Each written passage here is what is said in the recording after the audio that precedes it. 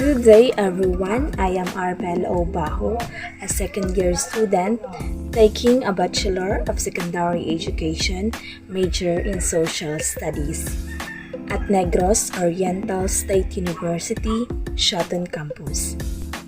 In this video, I'll be discussing the three models of disability, which are the social model, rights-based model, and twin track approach, which is the continuation of the topic of Ms. Idel Amante. Before we start the discussion, let's read first the objectives. At the end of the lesson, the students shall be able to A. Explain the models of disability. S. Make a poster that represents the structured barriers to disabled people's ability to belong in society. And A. Perform the functions of models of disability in certain situations. So the first model of disability is the social model. It views the disability as a social contract and locates the problem of disability outside the individual in discrimination policies.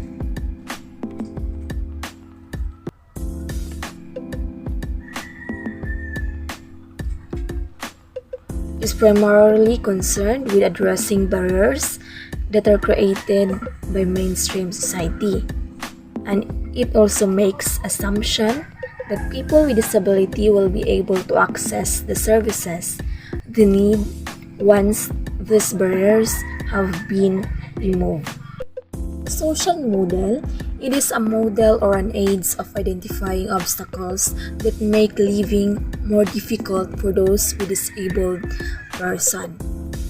It provides and support to eliminate obstacles by promoting equality and gives disabled individuals more freedom to choose and power, and makes assumption for them that they will be able to access the services they need or they deserve.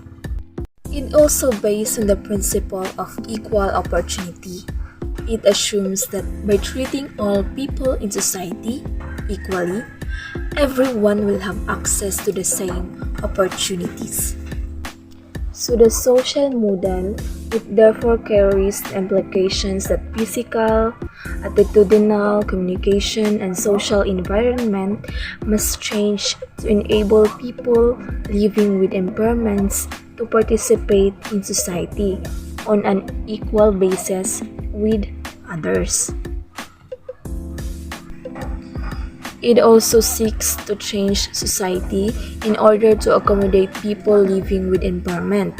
It does not seek to change person with impairment to accommodate society, but it supports the views that people with disability have a right to be fully participating citizens on an equal basis with others. So the social model, it means that a person with disability, physically or mentally, pag wala na siya rights to belong in the society because of his physical appearance. But it does not mean kanang since naadjapon siya rights nga mabelong sa society, matagan siya support or iyang ma-assist iyang mga needs despite sa iyang differences, iyang physical or mental. Kay what if ang iyang pagka-disabled is since birth na siya, wala na siya treatment. So, the society will adjust. The society or the government will accommodate his or her needs. So, I have here an examples of the social model in action. So, you are a disabled person who can use stairs and wants to get into a building with a step at the entrance. So, we can apply the social model in this situation. Like, The social model recognizes that this is a problem with a building, not the person, and would suggest adding a ramp to the entrance. So, ma-apply na ang social model dari kay dili man pud tanang tawo kanang completely physical appearance ang naay rights or ganang mosulod sa building, but also the disabled people. So, it would suggest it would be better if adding a ramp to the entrance. Kay kung dili sila kaagi sa stairs, so it would be the best way for them to step at the entrance of the building. It would be adding a ramp to the entrance so that the disabled person would get into the building. So the second example of the social model. So you are a teenager with a learning difficulty who wants to live independently in your own home, but you don't know how to pay the rent. So the social model recognizes that with the right support on how to pay your rent, you can live the life you choose. So, in this situation or in this example, the social model is applicable because you are a teenager who experienced or who suffered difficulty in learning, maybe because of the environment, the noise. So you prefer to live alone or you prefer to live independently apart from your parents, and then the best way for that is you want to pay or you want to rent a house, but you are not dependently or financially dependent. You need the support from your parents. So the social model is applicable because you are still a teenager, but you have the right to live on your own. So in order for you to live independently, because you have difficulty or you suffered from the noise from your environment, so it would be better that your parents support you or maybe pay the rent because you choose the life you wanted to.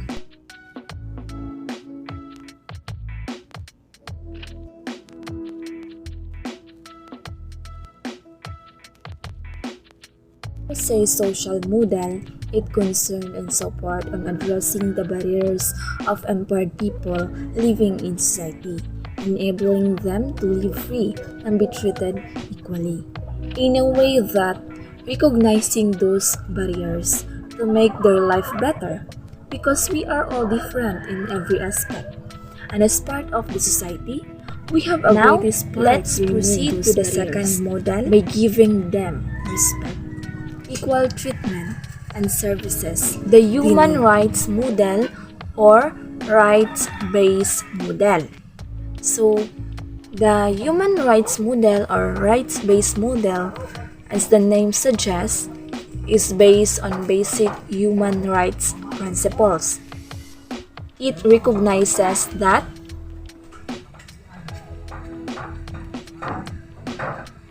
one, disability is a natural part of human diversity that must be respected and supported in all its forms.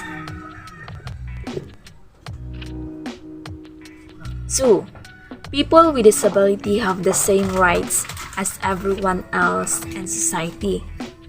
And 3. Impairment must not be used as an excuse to deny or restrict people's rights.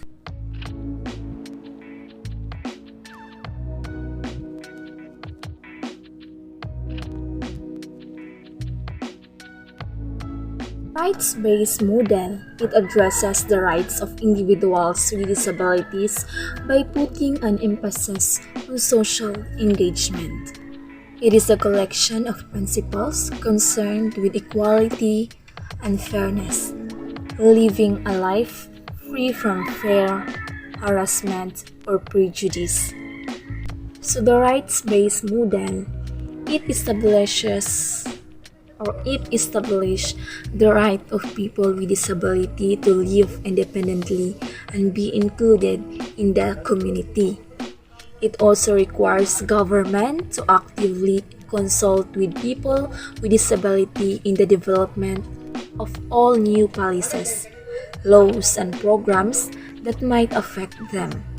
People with disabilities are regarded and valued as an essential component of diversity.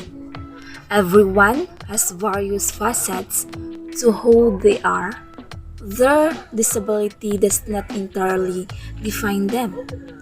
We must make sure that our procedures and policies uphold the human rights model or rights-based model and promote the full inclusion of people with disabilities. So I have here an example of the rights-based model. So Aaron is 23 years old. He was in an accident when he was younger and no longer has use of his legs and currently living in an aged care facility. So he has been told this is the only environment that can provide him with the level of support he needs. But he does not want to live in aged care and wants to live in the community with people his own age. In this example, the rights-based model is applicable because during the younger days of Aaron, na-aksidente siya and he had no longer used his legs, and then he was currently living in an aged care facility, and after all, he decided or he preferred to live in the community with people his own age. So ganahan siya nga mapuyo dito sa community nga kanang dili puro mga aged, mga gulang. Mas prefer niya nga stay siya dito sa iyang community nga kaedad lang niya. So, the human rights model recognizes that Aaron has the right to choose where he lives and that his disability-related needs do not provide an excuse for restricting his rights. So, despite some situation ni Aaron, physically disabled siya, ang iyang rights to live apart from the aged care facility and he wants to live to the community where kaedad lang niya. It's his rights. Naa siya'y rights. His disabilities is not an excuse nga ma-restrict ang iyang rights. Even once the barriers have been removed, many people with disability will still need a range of disability-related supports in order for them to enjoy their rights on an equal basis with others.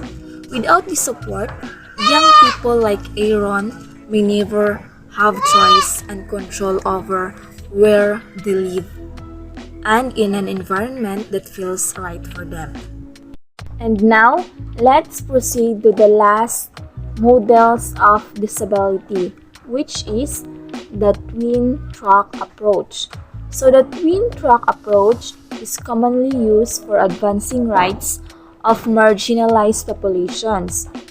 It is also applied when promoting disability inclusive humanitarian action, ensuring the inclusion of people with disabilities in all development programs at all stages, including planning, design, implementation, monitoring, and evaluation.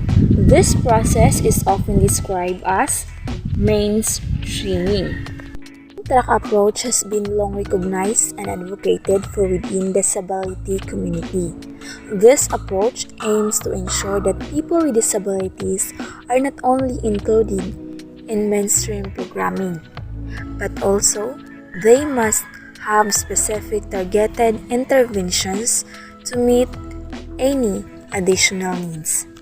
So, I have here an example of the twin track approach. So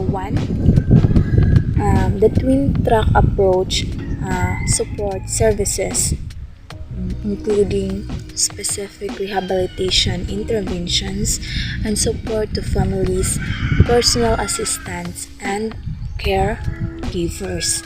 And 2. Targeted pedagogic support to facilitate access to school, hiring expertise or referring to speech therapists, psychologists, and special educators. Twin track approach promotes and facilitates equal opportunities for people with disabilities and have their full participation in society and ensures that the needs of all people with disabilities are met. So that was the end of the discussion. I hope that you've learned about the topic, the models of disability, including the social model, the rights-based model, and the twin track approach.